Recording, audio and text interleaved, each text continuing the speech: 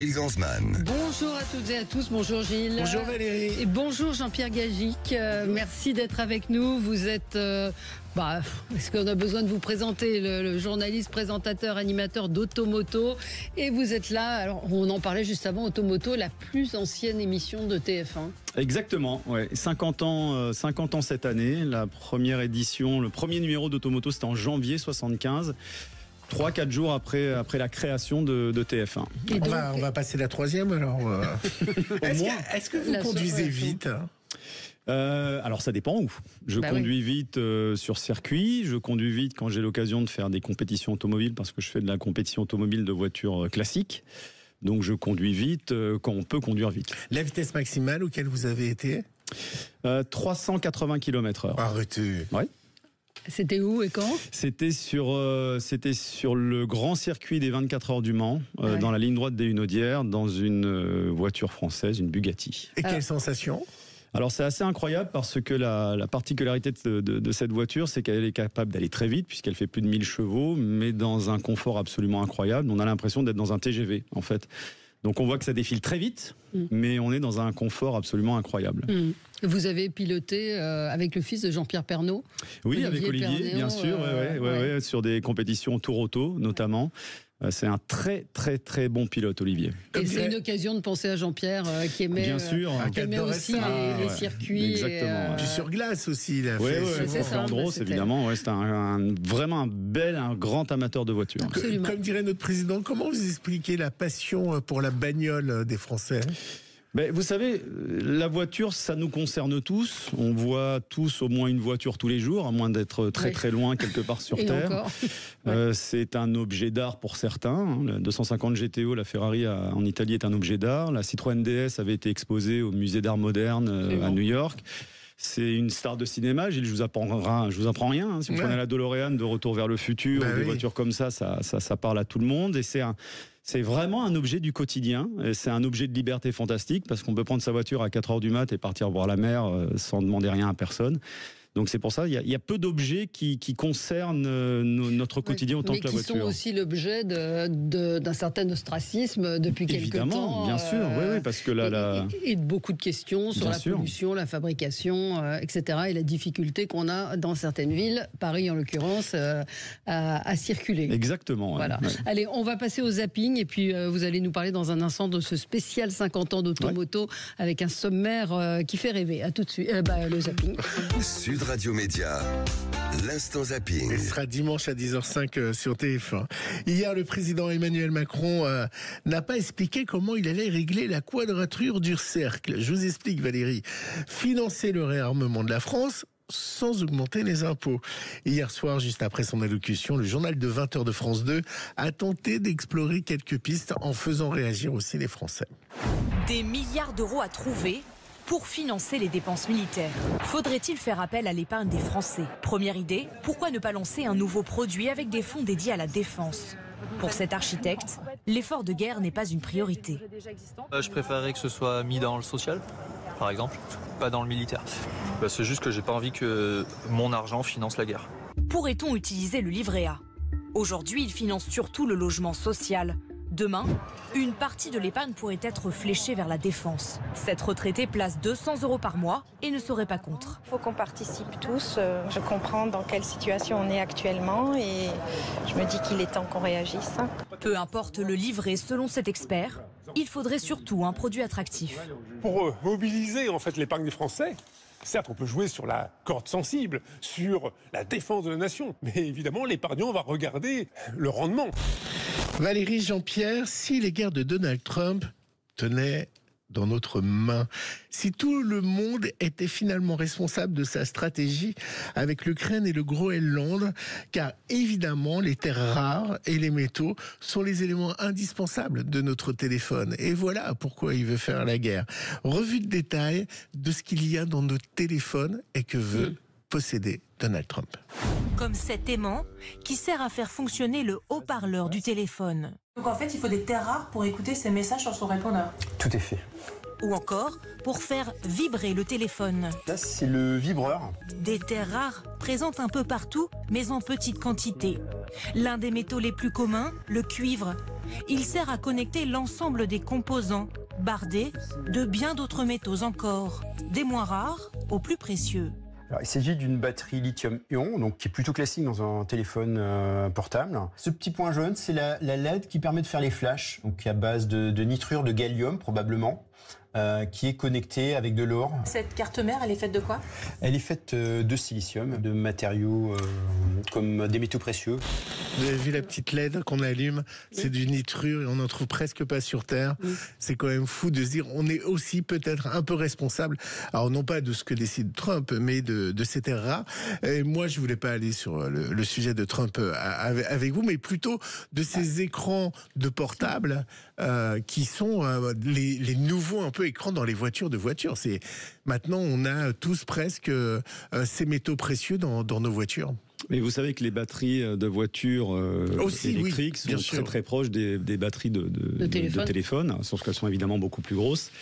Et évidemment, bien sûr, avec ces voitures, tous ces téléphones, tous ces objets qui sont de plus en plus technologiques, qui font de plus en plus appel à tous ces matériaux dont on était en train de parler, bien sûr. Oui. Et qu'on ne recherchait pas avant. Mais Gilles disait, je ne veux pas aller sur Trump avec vous, mais il y a un vrai sujet sur les voitures.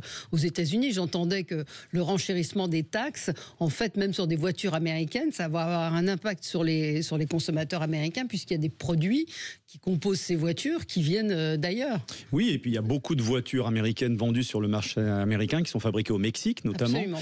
Et beaucoup de constructeurs commencent ou essaient en tout cas de rapatrier ces voitures, en tout cas la construction de ces voitures aux États-Unis pour éviter ces taxes de 25%. Bien sûr, et ça va. Oui, j'entendais un reportage sur le sujet. C'était assez saisissant de voir la hausse des prix pour les Américains que ça va représenter aussi. Ouais, dans la deuxième partie, je vous poserai des questions sur les opérateurs chinois qui font des voitures aussi. Évidemment, maintenant et qui sont parfois des voitures très puissantes.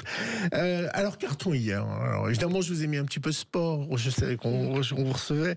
Carton pour Canal+ hier avec le match PSG Liverpool. Le score, Valérie? Je sais pas, je sais qu'ils ont perdu. 1-0. Alors ils sont classés 3e chaîne nationale avec 2,31 millions téléspectateurs sur Canal+. Pour une chaîne codée, c'est vraiment un score d'arriver 3e. Alors oui, en effet, le PSG a perdu 1-0. Mais alors pour son entraîneur, le PSG a gagné, évidemment. On a été bien meilleur que Liverpool, bien meilleur. Leur meilleur joueur a été le gardien, je le répète. On a été vraiment meilleur que Liverpool. Mais ils ont gagné ce match. Si vous voulez voir le négatif, moi je ne le vois pas. Je suis très fier de mon équipe, des joueurs, je le répète. Il reste un deuxième match à Liverpool, on ne va pas se rendre. Optimiste pour le match retour. Bien sûr. C'est dur de perdre dans le sport. Après, c'est vrai que Paris a très bien joué hier. Ouais. Voilà. C'est mon téléphone. C'est votre téléphone, oui, voilà. C'est Batman. C'est un signe. Oui, c'est très dur de perdre. Hein. Oui, surtout contre Liverpool, on a la gagne, qui est un ogre dans cette compétition. Donc c'est vrai que pour le compte, c'est dommage parce qu'ils ont vraiment bien joué les Parisiens. Ouais. Et c'est le jeu. Et c'est le jeu, oui, exactement. Alors Jean-Pierre, vous n'allez pas repartir idiot de ce studio. Je vais vous apprendre un nouveau sport, vous qui êtes au service des sports de TF1. Je suis sûr que vous ne le connaissez pas. Est-ce que vous connaissez, peut-être, le Yukigassen? Ah non, ça me dit rien. Le Yukigassen, c'est une discipline japonaise. Alors je suis très sérieux, c'est un reportage de TF1 d'ailleurs. C'est un sport dont la base c'est la bataille de boules de neige. Alors c'est tout, il y a plein de règles et les boules de neige sont calibrées. Écoutez. 3 minutes et des tirs qui dépassent parfois les 100 km/h. Rien à voir avec une banale bataille de boules de neige. Ici, c'est une compétition. Le Yukigassen est un sport étonnant, mais réservé aux plus téméraires. Le but, toucher les concurrents adverses ou voler le drapeau de leur équipe avant la fin du temps imparti. C'est dans les montagnes d'Hokkaido, à l'extrême nord du Japon, que le Yukigassen a été inventé. Ce week-end se tient la compétition la plus importante de ce sport et 2000 personnes ont fait le déplacement. Voilà, si vous voulez au Japon, il y a des sports de ma boule. Hein, si vous voulez briller ce week-end dans un repas, vous dites, tu connais le Yukigassen, c'est le sport de bataille de neige. Mais c'est impressionnant, allez sur le site de tf1.fr, c'est vraiment impressionnant à voir parce qu'il se lance, pour qu'une boule arrive à 100 km/h, je peux vous dire que c'est quelque chose. Les balles de baseball aussi, ça doit arriver à une vitesse. Il y a un auditeur, Stéphane, qui me dit les voitures électriques coûtent moins cher, moitié moins cher du fait de la suppression des boutons connecteurs, etc., etc. Il ajoute d'interface, mais ils la vendent 2 fois plus cher. Oui, c'est vrai que ça coûte moins cher à produire ou c'est compliqué comme sujet? Les constructeurs sont extrêmement discrets concernant les marges qu'ils font sur les véhicules. C'est souvent effectivement les mêmes services ou en tout cas les mêmes programmes qui sont mis dans les voitures, notamment les voitures chinoises. Mais après, globalement, une voiture électrique coûte beaucoup plus cher à produire qu'une voiture avec un moteur thermique. Parce qu'il y a plus de technologie, c'est beaucoup plus compliqué. Chez C'est à vous, hier, sur France 5, entre deux lépas et une assiette gourmande, hein, vous savez, c'est fromage et dessert. Il y a de temps en temps des pauses pour apprécier la musique classique. Hier, ce fut le cas avec un pianiste, Cantoran, qui a interprété en live Mon cœur s'ouvre à ta voix de l'opéra Samson et Dalila. Je finis toujours mon zapping en musique et cette fois-ci, elle est classique. C'était dans quoi? Dans C'est à vous, je vous ai dit entre deux fromages et un débat. J'avais pas compris votre phrase. Bah oui, vous savez, il y a le repas. Je préférais Le jeune garçon qui était absolument incroyable et que j'ai revu sur les réseaux. Ah bah je vous le remettrai un jour. Incroyable. Hein. Vous avez encore un autoradio? Alors, j'ai une vieille voiture qui a encore un autoradio. Ouais. Et alors comment on fait? Parce que maintenant on peut mettre une cassette, c'est ça, qui permet de capter le Wi-Fi? Oui, voilà, alors moi j'en suis pas là. Ça, je connais non, pas. c'est pas là. Non, moi si j'ai un radio-cassette, c'est une vieille Ford Mustang. Ah, très bien. Ah, si vous avez un autoradio, vous pouvez mettre une cassette et vous avez le Wi-Fi. Ouais, c'est un truc comme ça, je n'ai pas tout compris. Non, mais c'est toujours la volonté d'utiliser des objets vintage avec la technologie d'aujourd'hui, ça marche très bien ça. Allez, on se retrouve dans un instant avec vous, Jean-Pierre Gagic, pour parler de ce spécial 50 ans d'Automoto. 50 ans, l'émission la plus ancienne de TF1, mais avec un jeune animateur. À tout de suite. Sud Radio. Sud Radio. Parlons vrai. Parlons vrai. Sud Radio. Parlons vrai. Radio Média, l'invité du jour. Alors on parle voiture, ça y est, on a entamé le sujet. Jean-Pierre Gagic est notre invité, animateur, présentateur d'Automoto. Automoto qui fête ses 50 ans pour une émission de télé. Ce n'est pas rien, avec des scores, on peut peut-être donner les scores. Les scores sont totalement fous. Ça cartonne, vous êtes face à la messe, hein, c'est ça. Donc, et ils ont même battu leur record depuis 11 ans avec 900 000 téléspectateurs, 19% part de marché, c'est à 10h. 900 000, c'est des scores qu'on fait en prime sur la TNT et que parfois Quotidien ne fait pas. On est à 10h du matin et sur les 15 ans et plus, les 25-49, 30% de part de marché, c'est assez énorme. Valérie, vous voulez un petit peu de nostalgie? Écoutez, premier générique, on est en 1975 et c'est le premier générique d'Automoto.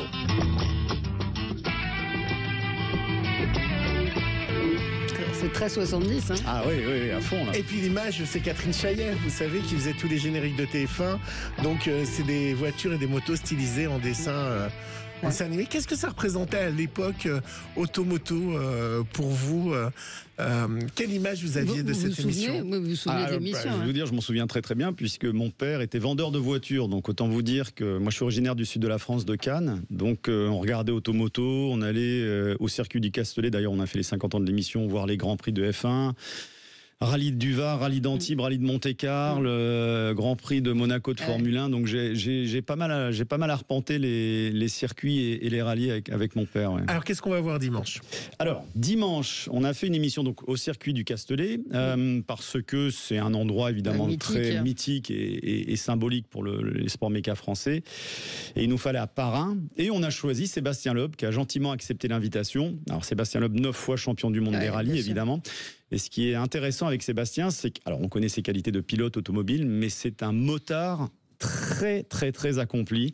Ah ouais. Vous allez le voir, on l'a fait rouler sur une Yamaha R1 de course. Moi je l'avais vu, alors je l'avais jamais vu en vrai, Sébastien rouler, je l'ai vu vraiment rouler mais de mes yeux. Et franchement, je peux vous dire que toute l'équipe et même même notre monsieur moto Bader Benlekal qui a l'habitude des compètes de moto, a été scotché par le niveau de Sébastien Loeb en moto. Ouais. Ah ouais, pourquoi? Qu'est-ce qu'il a de particulier? En fait, je crois qu'il a un don naturel de pilotage en général. Et c'est quelqu'un qui apprend très vite. Il est très à l'écoute, il est très concentré sur ce qu'on lui dit.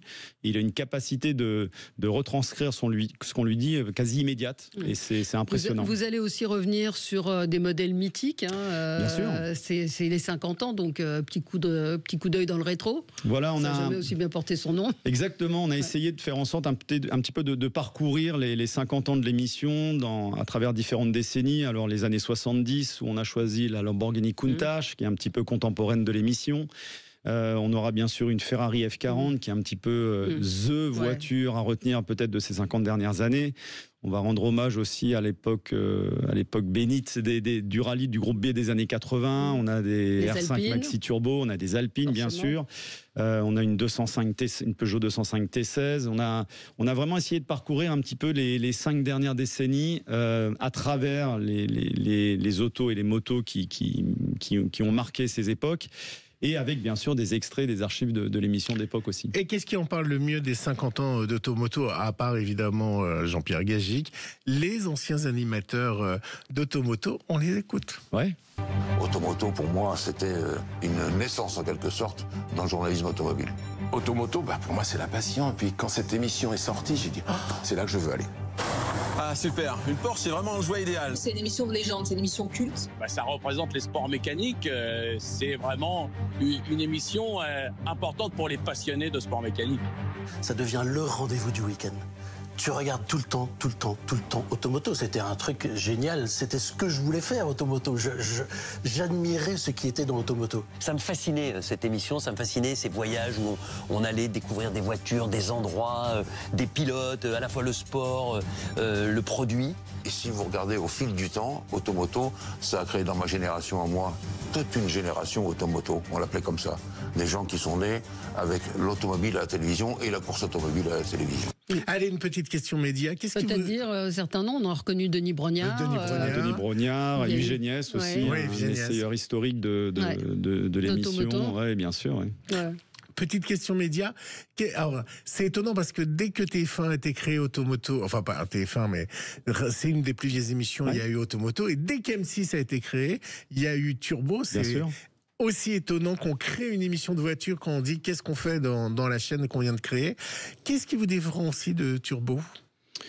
Alors déjà, première chose, on nous pose souvent la question, on connaît très bien les gens de chez Turbo, évidemment. On est amis, moi je connais très bien Dominique Chapat, évidemment, tous les journalistes, donc il y a une très bonne entente entre nous. Alors évidemment, on se tire la bourre, c'est une saine concurrence, mais on s'entend très bien.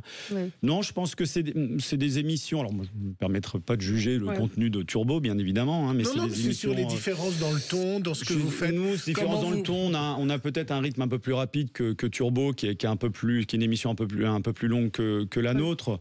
Des choix de sujets un petit peu différents. Nous, on fait un peu plus de sport que Turbo parce que ça a été aussi toujours un petit peu dans l'ADN d'Automoto de suivre les compétitions sportives. On a aussi cette base d'essai à Mortefontaine où on essaie les véhicules qui nous sert un petit peu de laboratoire pour les voitures qu'on a envie d'essayer et les voitures sportives qu'on a envie de chronométrer. Donc je pense que les différences se font là. À Paris, de plus en plus, moi je prends le VTC, je raconte ma vie, et je monte de plus en plus. Alors des fois, je crois que c'est une Tesla qui arrive, mais pas du tout. C'est une voiture chinoise avec des marques MUM, des choses que je connais pas. Il y a aussi maintenant des marques de téléphone comme Xiaomi qui lance des voitures aussi. Oui, il y a plein de marques. Il y a plein de marques chinoises. Un auditeur, la Xiaomi SU7 est vendue à un équivalent à la moitié prix d'une Tesla. C'est pas la même.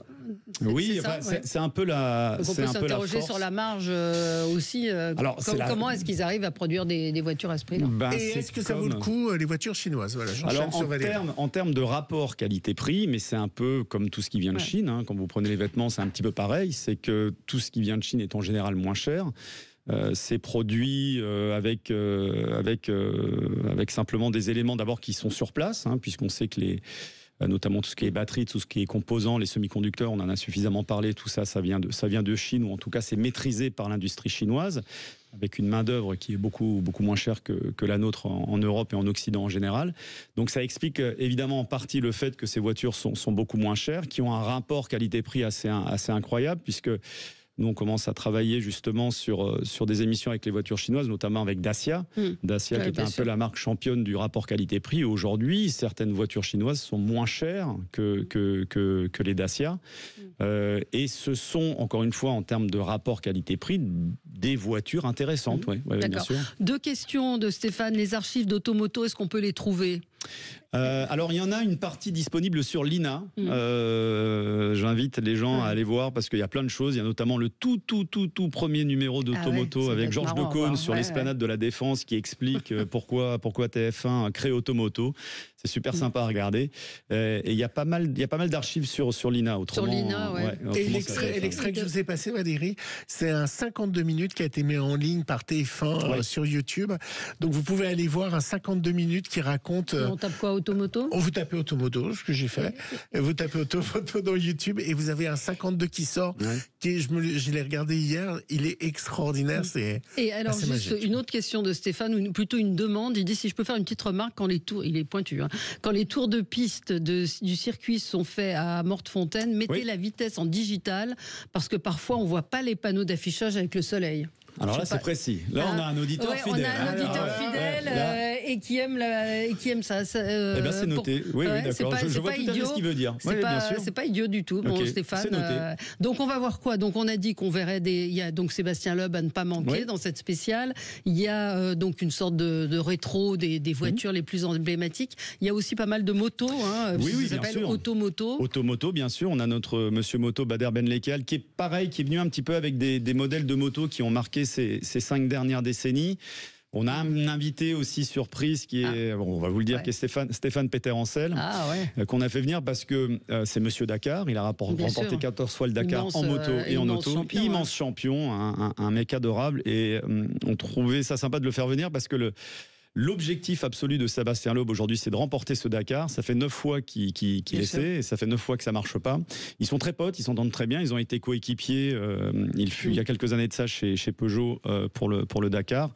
Donc on a une super belle interview croisée où on leur montre un petit peu leur première télé d'ailleurs sur Automoto. C'était sympa. Vous avez testé il y a 3-4 émissions le Cybertruck de Tesla. Ça vaut le coup ?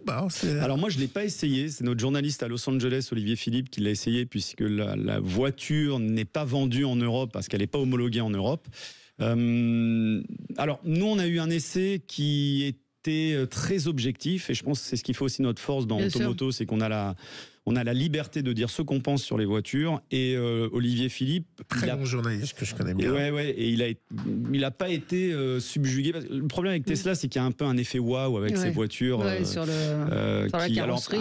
Un petit peu moins ces dernières semaines avec Elon Musk. Mais il y a quand même un effet waouh. Et c'est vrai que le Cybertruck, on le voit. Moi, j'ai eu l'occasion de le voir. En plus, c'est une très très grosse voiture, très très grosse voiture, avec évidemment des formes très très particulières. Bon, après, en termes d'autonomie, en termes de finition, a priori, moi de ce que j'ai vu, et je peux le confirmer par rapport à ce qu'a dit Olivier Philippe, il y a mieux chez Tesla. La plus belle voiture de tous les temps ? Oh là là, mon Dieu, ça c'est tellement difficile. Je pense qu'il y a Enzo Ferrari qui disait que la Jaguar Type E était la plus belle voiture du monde. Ferrari 250 GTO reconnue par la justice italienne comme une œuvre d'art en Italie. Il y en a, mon Dieu, il y en a tellement. Oui, il y en a beaucoup. Stéphane demande si vous préférez V6, V8, V10, V12. Le moteur électrique, c'est le son de la fadeur, comme notre monde politique. Vous préférez quel son ? Ça, là, on a affaire à quelqu'un qui aime beaucoup c'est toujours la voiture. Moi, je dirais le V8 américain parce que il a bercé mon enfance. Moi, je suis la génération des séries télé américaines, des Shérif Fais-moi peur, des choses comme ça. Donc plutôt le V8 américain. Bon, allez, on vous retrouve dimanche à 10h05 très précisément. Automoto spécial 50 ans. Merci Jean-Pierre Gagic, c'était sympa de vous avoir ce matin. Signalons Valérie, tous les samedis, vous pouvez suivre On parle auto sur Sud Radio. Nous aussi, on parle auto et c'est un des podcasts les plus écoutés, comme quoi la voiture ça reste évidemment un sujet d'intérêt. Merci à vous. Dans un instant, on va être avec une autre sportive, Laure Boulot, qui elle est allée au Japon. Vous allez voir, c'est tout à fait passionnant. À tout de suite. Dès lundi, écoutez le Grand Matin Sud Radio de 7h à 9h.